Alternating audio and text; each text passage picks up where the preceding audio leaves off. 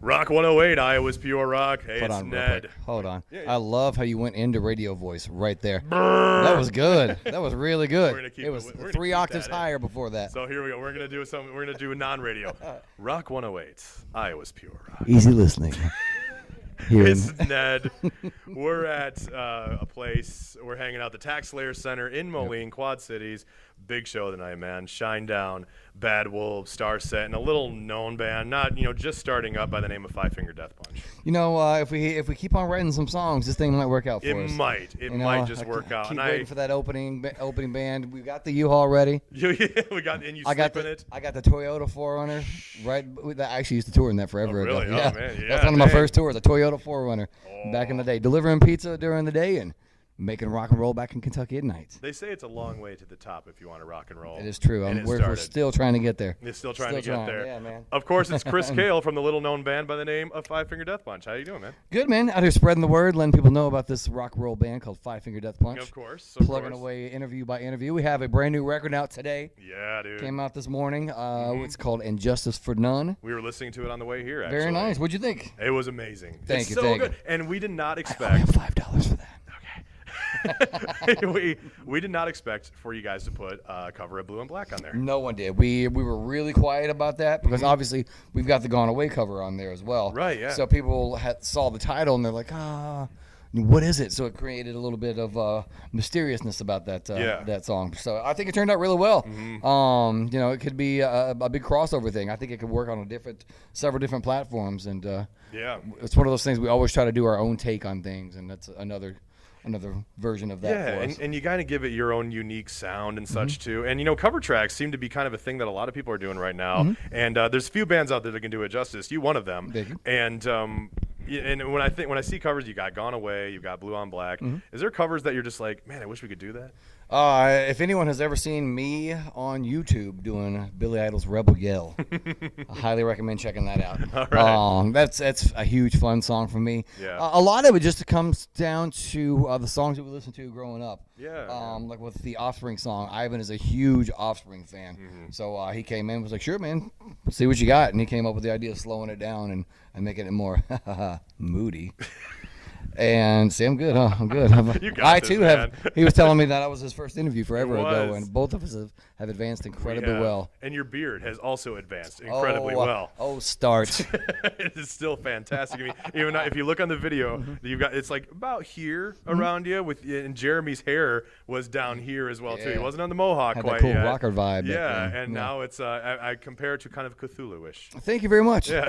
The Kael Thulu. The Kael Thulu. And one thing that I love about what you do is that you're very involved in social media. Very much so. Very involved in social media. You mean a social media whore? Yeah, just maybe a little bit. And Yes. my favorite hashtag of shit yes son. Yes, I love that. I have several different variations on that. Yes. Now we have the Golden Knights in Vegas, and over the last year, I've become a huge hockey fan. Never had any association with, or never any exposure to hockey ever until this year. And I went to the first preseason game and I have been hooked. So now with it being hockey season and us in the Western Conference Championship Finals, I've come up with Puck Yes Son. Puck yes. I enjoyed that one. Coming to a t-shirt near you. So chances of you showing up to stage late tonight because you're watching a hockey show are pretty high up there. Oh, no. I actually have the app, and if you notice, when in between songs, when I'm going back and doing tuning, I always have the app right there on top of the amp and waiting to Ivan give me the cue. So I'm not gonna lie, that's what I'm doing. That's what I'm doing back there. That's so It used to funny. be a whole different thing I was doing back there, but now it's hockey. It's working out changed better. up a little Yes. bit. It's so cool. It's like you can just step aside for a minute and go play a video game or whatever. All right, let's do this. All right, exactly. back rocking 40,000 people, whatever it may be. You're like, what song are we doing? Let's do it. Now you've got this big new album, of course, just released today. Pick it up, of course. And the music industry has changed so much from going from physical to digital and this and all that. I mean, how do you kind of adjust to?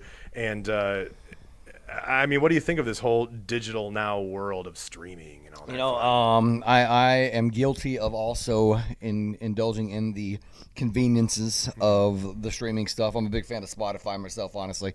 I pay the $10 a month or whatever it is just to have the no commercials. That might have been how we listened to it on the Hey, way it's here. fine, man. This is actually the first time that we've had the album available on Spotify the first week of release, because the other years they didn't count streaming towards physical sales and album sales. But now they've gotten together, and streaming actually counts towards album sales. So this is the first time that we've actually gone in guns blazing on every single platform, whether it be physical sales, your vinyl, all that stuff, streaming, Apple Music, everything. It's all available now right out of the gate, and really hoping that we can pull off some magic on this thing. We've had several number twos, and by number twos I mean number two slots. Not taking a dump. Smack talkers on Blabbermouth, all right? See, that's what I was about to move to, actually. Because, I was on there today. You're very much of a social media guy. And one of the things that I noticed, too, and I was actually talking to Winston, Parkway Drive, a couple days ago. No way. And just like, and I told him, I'm like, well, how crazy was that to see Chris Kael going out to defend you guys? He's like, oh, that was so crazy, man. It was so cool. Thanks, Chris. We're doing fine on our own. We don't need your damn help, all right? And it's I mean, those internet people, I mean, there's always just that defense of the internet, man. People just say whatever they want, man. Yeah, it's a faceless place. And I actually saw for the first time, I think it was Nickelback that was talking back on one of the sites. I think I saw it on Blabbermouth. They were talking back to people back then. Yeah. And I was like, that is awesome. A band that takes so much shit as those guys. Yeah. Be like, we see ya, and we're coming for you. I love that. We always get called the Nickelback of metal anyway. So, which sucks, man. I don't get that. Hey, man, those dudes are selling out of arenas. I know exactly, man. I don't care. We're having fun doing this. I've had real jobs. People, this is not one of them. Trust me. Trust me. Call me whatever you want to call me. I'm having fun doing what I want to do and writing the music that we want to write, Damn straight. This album has been written for about at least over a year, I think. It's been probably a little longer. I think we submitted it like back in December of the prior year. Had to go back and do a couple of new songs on there just because of legal issues with the label and whatnot. Right, Worked out well because we got Fake on there, which I'm real happy about. Which is a great way to start the album, by the way. Indeed. Sets the tone of everything. I see that you weren't listening to the deluxe edition. No, I probably wasn't. The deluxe edition starts off with Trouble. So. We were on Spotify. I'm aware. I'm going to know all those things out That's there. Why you got to buy physical copies. Exactly. But yeah, Fake was great. When we first came with that one, Ivan had just gotten out of rehab, and anytime something like that happens, hell, I just went through it myself. You don't know how you're going to come out on the end, like what's still going to be there, what's going to change. And the music was done. I went into the studio, heard the vocals, and I immediately texted Ivan. I was like, "Man, welcome back, Ivan. Welcome back. You're still here." And whoo. Angry, but he's able to get it out that way now. There was times when all of us would throwing fits back here, acting like 13-year-old kids, angry. But I'm taking my ball and going home. Every single one of us have had that attitude at some point. Right, and from what Zoltan said a little while ago, like this band has been really to hell and back. And and very recently in an interview that you did, you were kind of obviously doing stuff, yes. By stuff he means I was incredibly depressed, doing cocaine and a little bit drinking. But mostly cocaine and depression was my thing. Right, but what was that moment that just said, I'm done? I woke up the morning of February 3rd after doing everything I could not to wake up that morning. Okay. And I woke up, my very first thought was like, oh, it didn't work.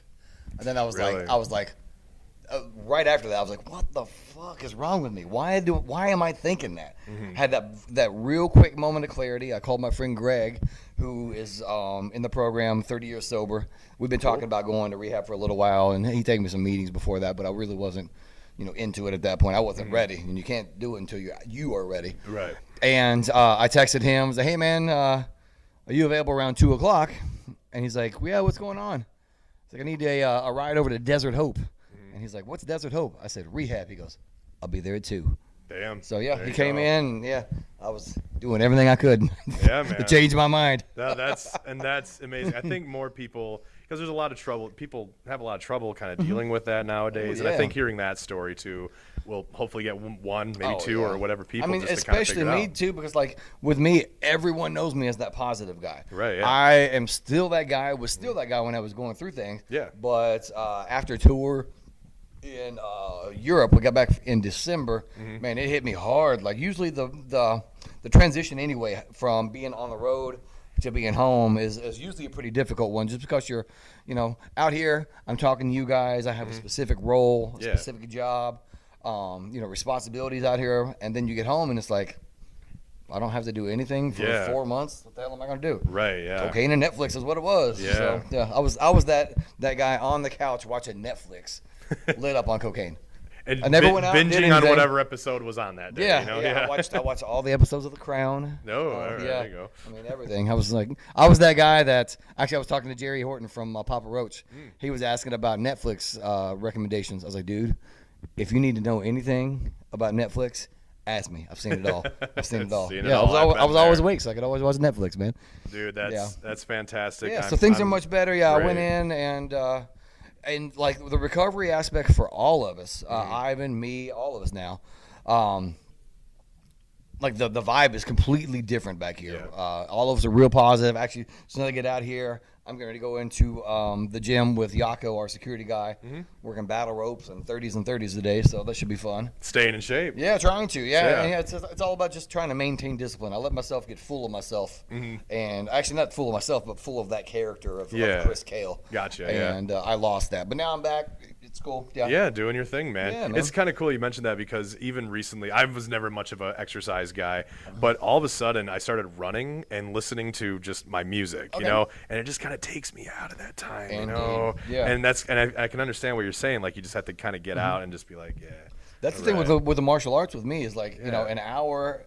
It's not just throwing up weights and mindless stuff. You're actually working your brain, working combos. Yeah. Trying to get through the damn things without getting your own head kicked in. Passing out, you know. It's not really it's not fun getting kicked in the face anymore. You know. No, absolutely not. Oddly enough, at some point it was, but not so much anymore. You know. Well, now, and another thing too, just to kind of almost wrap it up here. One of my favorite things that you have going on is the Kael Army. Oh yeah. You know, the Kael Army, Yes.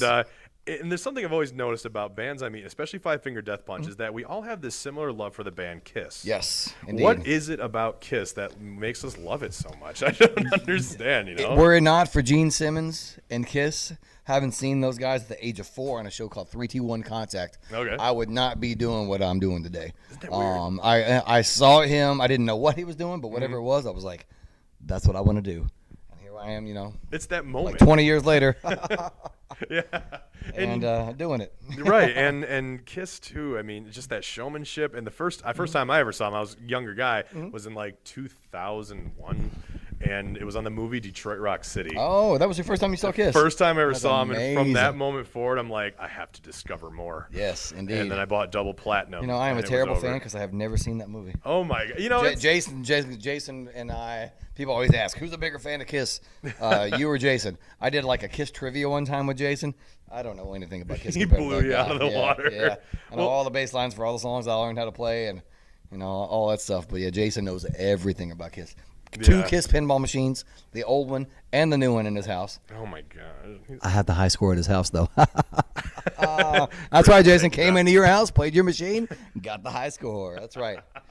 Prodigy. Well, and to wrap it up, this too, I noticed that Jeremy always has this big ass Destroyer poster somewhere. Do you guys bring that with you on tour? Oh yeah, we actually have like our assistant comes out and gets the wardrobe or the dressing rooms ready for us. Yeah.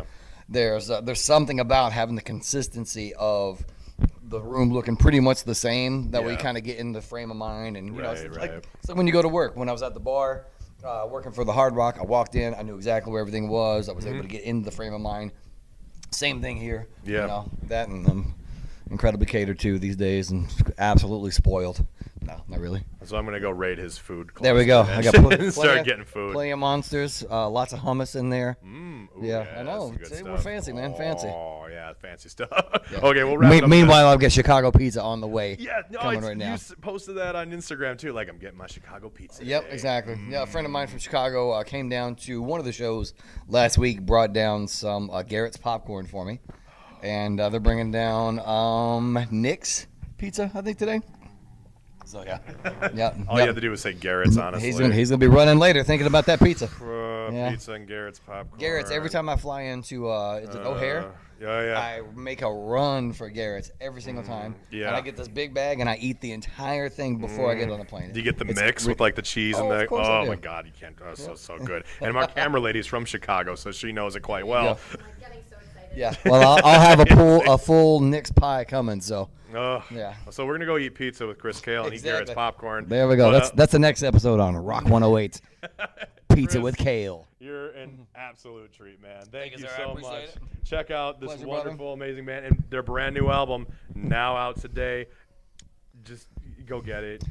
Go get it. Stream it. It's available whatever. everywhere now. So. Go check it out. Chris, man, absolute pleasure. Thank you you so guys. much, and we'll Appreciate you. Thank see you. you at the show. It's Rock 108, Iowa's Pure Rock. Gene Simmons.